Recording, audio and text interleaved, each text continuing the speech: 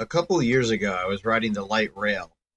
That's the Jones Falls, and I wondered to myself, where does all that water go?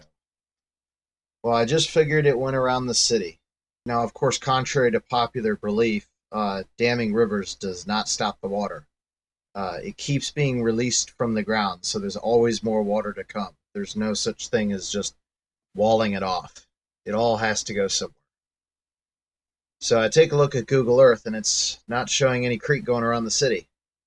So then I started asking, does it really flow underneath?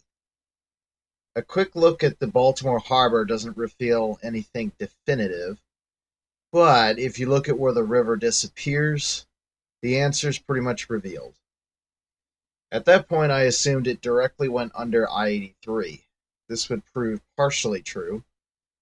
If I drop a street view pin on Lombard Street, it confirms we indeed have a tunnel, and it shored up my beliefs that it ran directly under I-83. My initial round of research, composed of checking mass media, non-technical environmental reports, and looking at people's blogs. I ran into a bit of a roadblock. But then, after roughly the 50th image hit, a picture of 3 tunnels with the caption Jones Falls Conduit came up. I immediately put this into the Google search bar, and the hits came right to life. Clearly, some of the results were not real. I then had to sort out what was real from what was not. I noticed a few patterns and determined reputable sources from ones that weren't. An early realization was that the age of the tunnels was very old.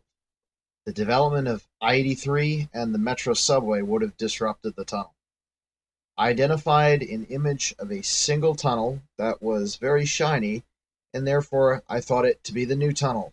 However, that ended up being bad lighting due to flash, and I was carrying that false assumption for quite some time.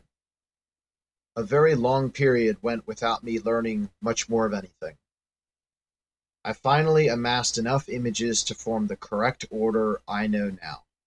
Suddenly, without warning, an urban explorer, Ronnie K, uploaded massive tunnel sewer urban exploration Jones Falls Conduits action documentary short film. I was surprised when I was watching it and heard first junction chamber. My entire understanding of the system was turned on its head. My order of features was correct, however, there were lots of gaps inside. I assumed that 2 tunnels lie near the harbor. There was a big one pretty deep inside, and perhaps 3 more at the top of the system.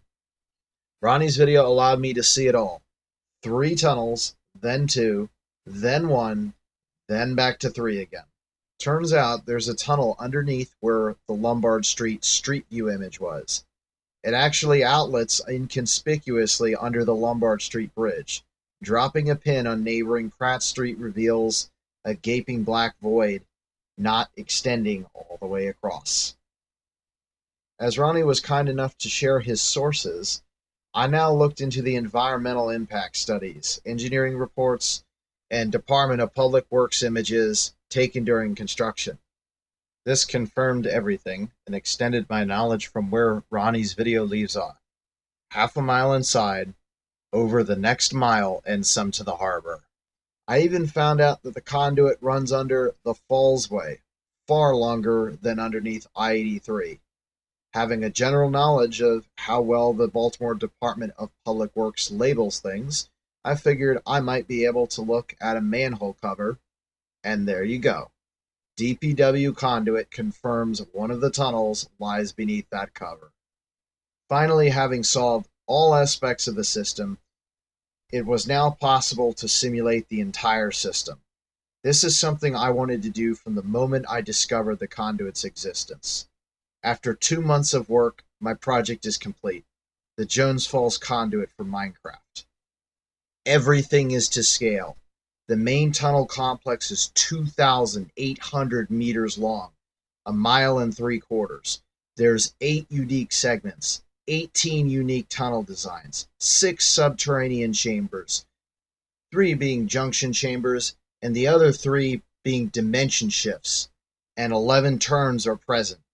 The tunnels are large enough to drive a big rig straight through. Stay tuned for at least 4 full feature-length episodes where we explore this virtual system from nose to tail. The underground awaits.